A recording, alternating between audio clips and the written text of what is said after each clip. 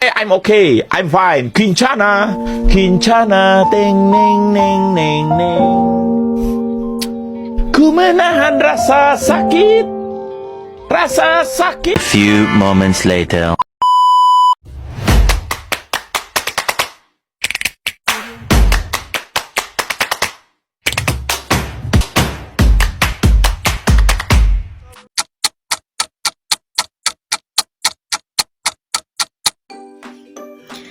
Assalamualaikum warahmatullahi wabarakatuh. Perkenalkan, nama saya Via Armasari. Saya dari Prodi Pendidikan Sejarah. NIM saya 51242050. Salam sejahtera untuk kita semua. Pada kesempatan kali ini, saya akan membawakan rangkuman dan review mendalam dari sebuah karya akademik yang sangat menarik dan relevan. Karya akademik ini berjudul Sejarah Sosial Ekonomi, kumpulan artikel pandangan sejarah baru Indonesia, yang disusun oleh Bapak Sahrul Ramadhani, MPD pada tahun 2015. Buku ini merupakan kumpulan artikel yang ditulis sebagai bagian dari kegiatan akademik program Pasca Sarjana Pendidikan Sejarah Universitas 11 Barat. Karya ini membahas berbagai tema penting dalam studi sejarah Indonesia, terutama dari sudut pandang sosial dan ekonomi dengan penekanan pada dinamika lokal serta konteks perubahan global. Terdapat 5 artikel utama di dalamnya. Yang pertama yaitu sejarah sebagai kajian budaya. Kedua, wartel dalam arus perkembangan zaman. Yang ketiga, pertentangan pedagang tradisional dengan minimarket berjaringan di Kabupaten Jember tahun 2006 hingga 2013. Lalu yang keempat, dinamika dualisme ekonomi Indonesia dalam perspektif sejarah. Lalu yang kelima, perkembangan masyarakat penghalungan di Kabupaten Jember tahun 1867 hingga 1940. Dari masing-masing artikel memiliki kajian yang berbeda-beda, namun terhubung melalui benang merah perubahan struktur sosial dan ekonomi masyarakat Indonesia dari masa kolonial hingga era kontemporer. Untuk rangkuman isi yang saya telah buat, yang pertama mengenai sejarah kajian sosial budaya yang ditulis oleh Profesor Dr. Djoko Marihandono. Latar belakang kemunculan Les Annales. Mazhab Les Annales lahir sebagai kritik terhadap mazhab sejarah tradisional atau metode Kue yang dipengaruhi oleh Leopold von Ranke. Mazhab Ranke menekankan sejarah sebagai rekaman fakta politik dan peristiwa besar, serta hanya berfokus pada dokumen arsip negara. Tujuannya adalah menampilkan masa lalu sebagaimana adanya. Lalu, kritik utama terhadap mazhab metode Kue terlalu menekankan tokoh besar perang diplomasi. Yang kedua, bersifat positivistik, menganggap dokumen arsip sebagai satu-satunya sumber kebenaran. Lalu yang ketiga, mengabaikan kehidupan sosial, budaya, ekonomi, dan masyarakat biasanya. Lalu, prinsip dan pembaharuan Les Annales. Les Annales membawa revolusi dalam historiografi dengan konsep histori, problem, sejarah, bukan hanya kronologi, tetapi analisis terhadap masalah sosial. Lalu, sejarah total atau histori total mencakup seluruh aktivitas manusia, bukan hanya politik. Lalu, pendekatan interdisipliner menggunakan ilmu bantu seperti geografi, ekonomi, antropologi, psikologi, linguistik. Lalu, kontribusi dan metodologi menggunakan beragam sumber, bukan hanya arsip, artefak, ritual, mitos, tanda nonverbal, atau lambaian simbol gestur. Lalu, fokus pada struktur jangka panjang, long word rule, seperti kehidupan ekonomi, mentalitas, dan budaya. Memperkenalkan sejarah mikro, sejarah perempuan, sejarah mentalitas, sejarah rakyat kecil. Lalu, dampak terhadap ilmu sejarah. Yang satu, membebaskan sejarah dari batasan politik dan militer. Lalu yang kedua, melahirkan tema-tema baru dalam historiografi modern. Lalu yang ketiga, menjadi dasar pemikiran postmodernisme dalam sejarah abad ke-20. Jadi kesimpulan dari review tersebut, Mazhab Les Annales membuka cakrawala baru dalam penulisan sejarah. Sejarah tidak lagi hanya menceritakan raja dan perang, tetapi juga manusia biasa, struktur sosial, dan dinamika budaya. Dengan pendekatan interdisipliner, Annales membentuk sejarah menjadi ilmu analitis, reflektif, dan humanis. Inilah mengapa Annales dianggap sebagai revolusi terhadap dalam sejarah pemikiran historiografi modern. Karena mereka tidak hanya mengubah apa yang ditulis dalam sejarah, tetapi juga bagaimana sejarah dipahami dan diteliti.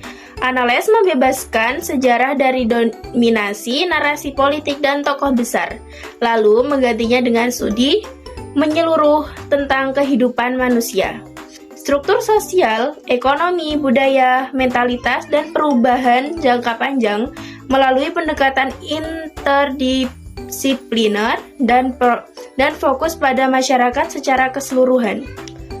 Annales mengubah sejarah dari sekadar rekaman peristiwa menjadi ilmu analisis yang lebih manusiawi, mendalam, dan reflektif.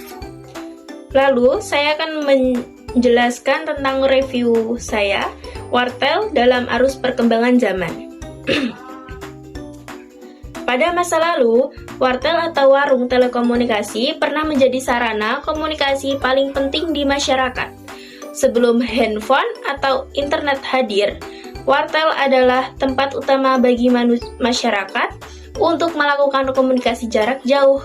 Wartel bukan sekadar tempat menelpon, tetapi juga bagian dari gaya hidup dan simbol kemajuan teknologi saat itu. Namun, kemajuan teknologi komunikasi yang begitu cepat, terutama dengan hadirnya telepon genggam atau HP, perlahan menggantikan peran wartel hingga akhirnya ditinggalkan dan terlupakan. Latar belakang munculnya wartel mulai berkembang seiring meningkatnya kebutuhan masyarakat terhadap informasi dan komunikasi cepat. Pada masa itu, pemerintah dan PT Telkom bekerja sama menghadirkan wartel karena keterbatasan fasilitas telepon rumah. Lalu, wartel hadir sebagai solusi pemerataan akses telekomunikasi, terutama di pedesaan. Lalu, masyarakat rela mengantri untuk menelpon keluarga atau sanak saudara, terutama yang bekerja di luar kota atau di luar negeri. Lalu, wartel bukan hanya fasilitas, tetapi juga bagian dari pengalaman sosial masyarakat. Fungsi dan peran wartel di masyarakat adalah wartel memainkan peran besar dalam kehidupan sosial. Sarana komunikasi utama digunakan untuk percakapan jarak jauh, terutama bagi keluarga TKI atau pendatang. Simbol modernisasi desa.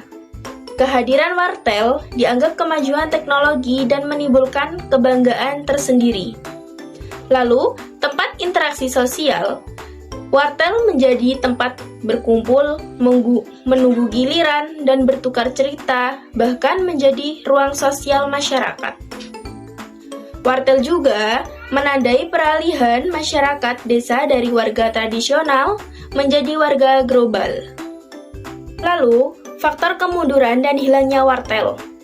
Meskipun sempat berjaya, wartel perlahan mengalami kemunduran akibat munculnya HP sekitar tahun 2003 hingga 2004. Harga HP semakin terjangkau, mudah dimiliki setiap individu. Komunikasi menjadi lebih cepat, pribadi, dan praktis, tanpa perlu antri atau keluar rumah. Perkembangan teknologi membuat wartel tidak lagi efisien.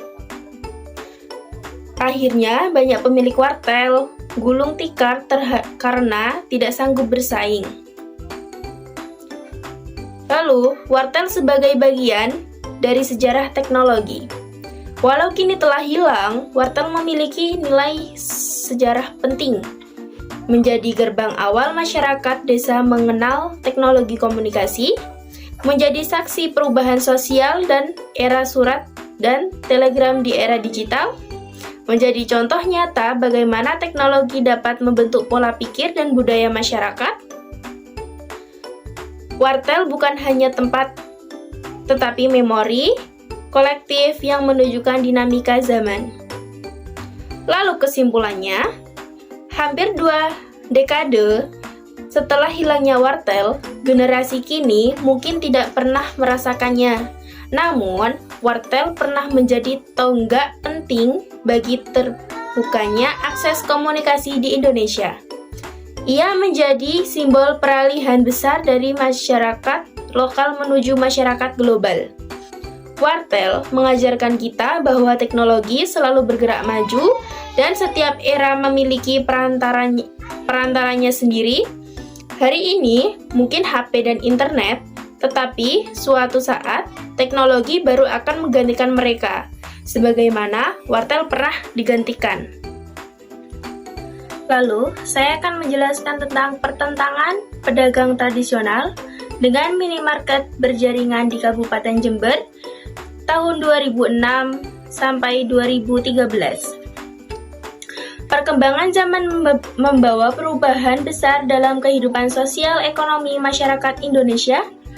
Modernisasi, seperti disampaikan Max Weber, menandakan peralihan dari masyarakat tradisional menuju sistem yang rasional.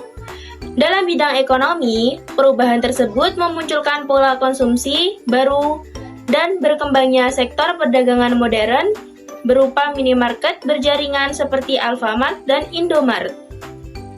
Kabupaten Jember menjadi salah satu wilayah yang mengalami gelombang besar ekspansi minimarket dalam kurun waktu 2006 hingga 2013. Tercatat sekitar 150 hingga 200 gerai minimarket berdiri dan menyebar hingga pelosok desa.